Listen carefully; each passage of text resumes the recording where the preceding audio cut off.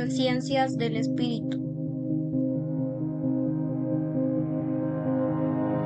Wilhelm Dilthey, 1833-1911. Es el pensador más importante del historicismo alemán. Su obra más conocida, La Introducción a las Ciencias del Espíritu. El origen de las ciencias del espíritu se debe a ejercicios de funciones sociales, tales como la gramática, la retórica, la lógica, la estética, la ética, entre otras disciplinas que hacen que el individuo toma conciencia y reflexiona sobre su propia actividad.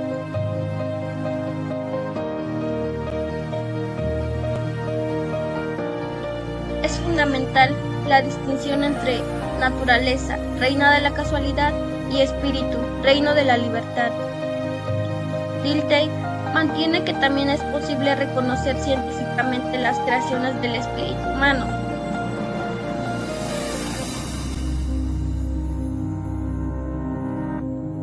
Cada uno de estos reinos constituye el objeto de dos tipos distintos de conocimiento: el conocimiento de la naturaleza y el conocimiento histórico.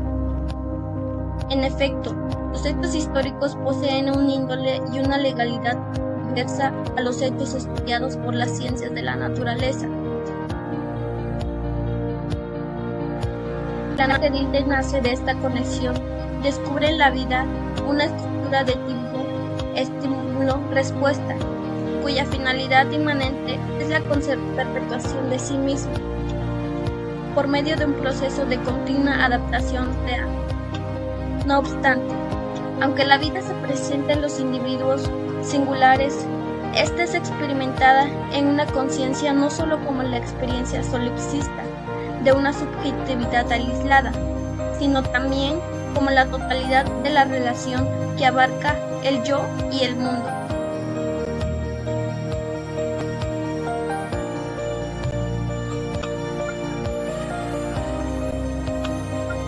El lenguaje de la acción. Peter Winch, 1926-1997, filósofo británico.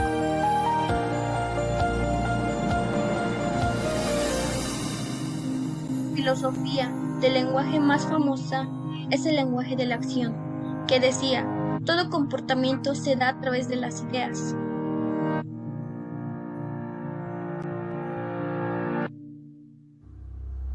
El significado de las palabras, dice Winch, se obtiene a partir de las reglas de comportamiento o de comunicación. Tales reglas no son de origen personal, sino que se han formado en un contexto social determinado de vida. La sociología es la ciencia de comprensión de reglas que siguen las acciones de las personas en un contexto de interacción que está medido lingüísticamente.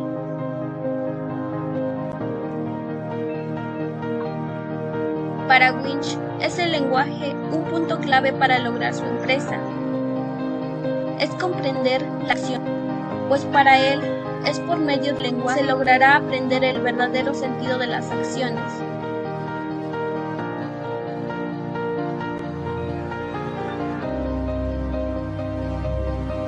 Y esto es debido a que tiene una concepción ontológica que consiste en que el lenguaje, hasta cierto punto, determina la manera de pensar de las personas.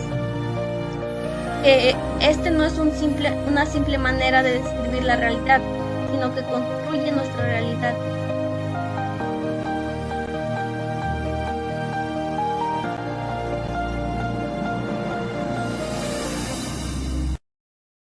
Buenos días, hoy le vamos a hablar del siguiente tema.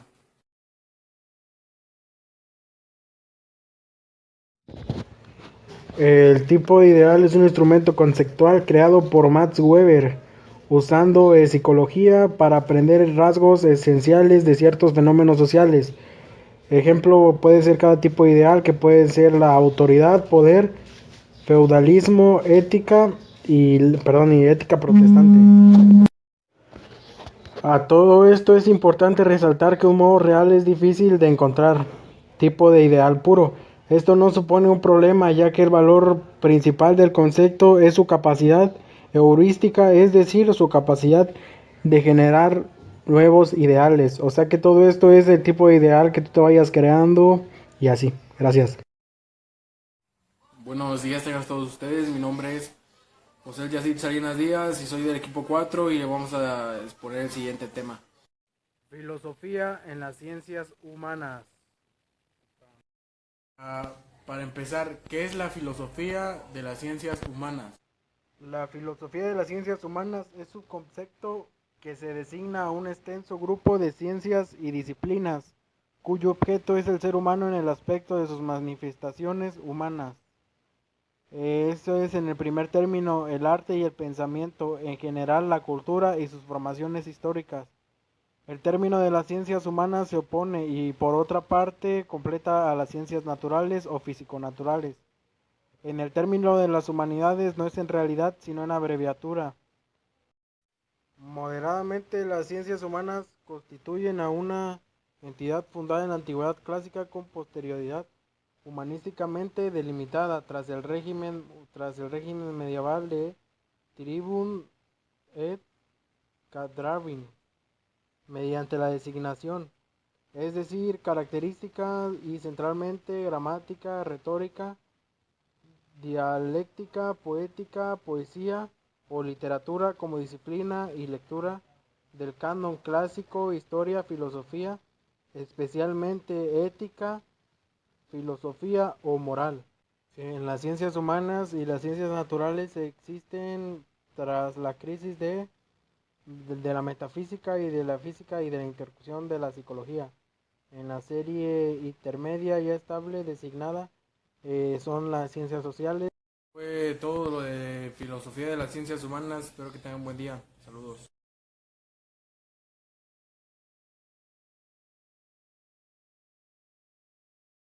Empezar hablando un poco sobre Ricker. Ricker es un filósofo alemán que se encargó del estudio de la ciencia natural y las ciencias culturales. Llega a la conclusión que la ciencia natural es un método de investigación del cual pues a nosotros como seres humanos nos rodea.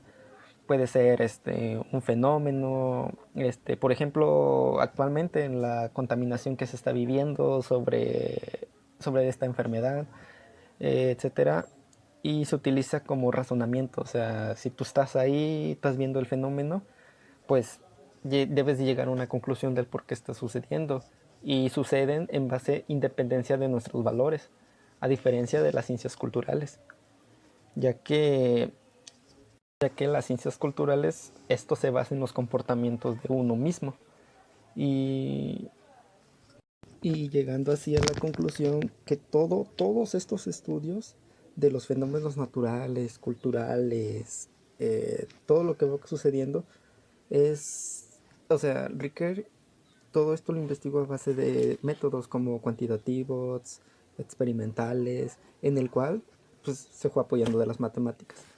Obviamente, porque las matemáticas se apoyan mucho en lo que es lo cultural para sacar sus evidencias en lo que él dice que está referente todo hacia lo natural.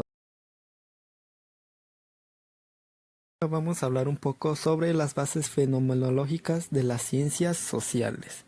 Vamos a empezar diciendo que la fenomenología, según Prashut, es una ciencia filosófica en la cual no se centra en el estudio exterior del mundo, sino que ésta se centra en el mismo sujeto, basado en su conciencia de una persona, obvio.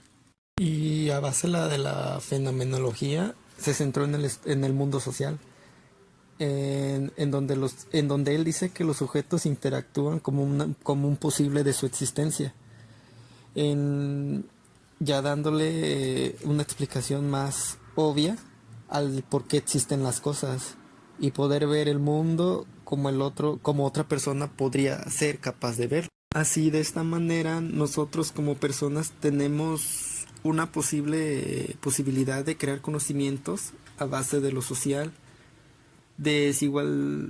o sea, nosotros como personas podemos tener ciertos conocimientos y al momento de compartirlos podemos tener una desigualdad al momento en el que nosotros distribuimos esta información que tú puedes obtener y la puedes distribuir ya sea actuando o comunicándote con otra persona. A lo que llegamos a la conclusión de que ahí se centra una atención. Un ejemplo muy claro, o sea, tú puedes estar hablando con una persona y esa persona se centra en ponerte atención o no. Y para Schul, él dice que ahí es donde existe mucho esa interacción tanto entre nosotros mismos con la misma naturaleza. Entonces, él nos dice que nosotros mismos podemos modificar el mundo. ¿Por qué? Porque, pues, obviamente todos tenemos imaginación y base a eso, pues, existen muchas locuras, tanto como las de los niños, las fantasías, e incluso hasta las religiones, a lo que nos lleva a un mundo por excelencia. Y obviamente dijo que la existencia del mundo suele darse por sentada, pero él sintetiza social, no debe hacerlo. Este mundo es la construcción de las acciones de sus agentes, o sea que nosotros mismos creamos lo que tenemos enfrente. Otra parte que menciona Schul es el método de la ciencia social, y él nos dice que no basta solo con describir, crear o contribuir sentidos, puesto que esta es una ciencia que consiste en interpretar y comprenderse. Y de esta manera nosotros comprendemos el sentido de la acción social, pero no van en los sujetos individuales, ya que estos crean sujetos con sus mismas acciones que van realizando. De esta forma se puede llegar a analizar dichos sujetos genéricos. De 1900 a 1987, fue un sociólogo y psicólogo estadounidense que en el ámbito de la ciencia de la comunicación formuló la teoría base de la corriente del interaccionalismo social.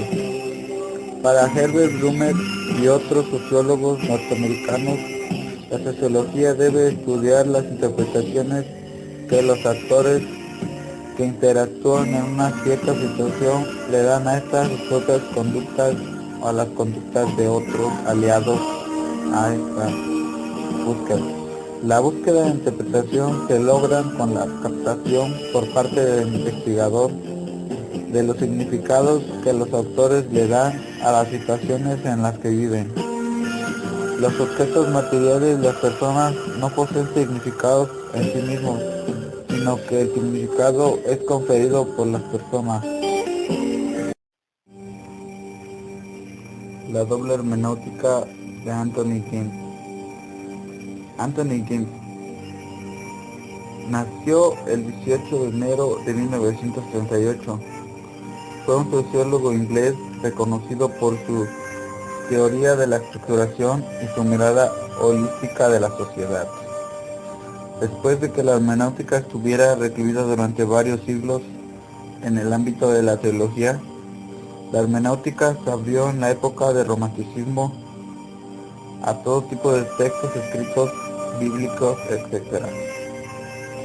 La doble hermenéutica es un planteamiento que se mantiene en el reconocimiento de las complejas articulaciones que operan entre el mundo social y el conocimiento generado por las ciencias sociales,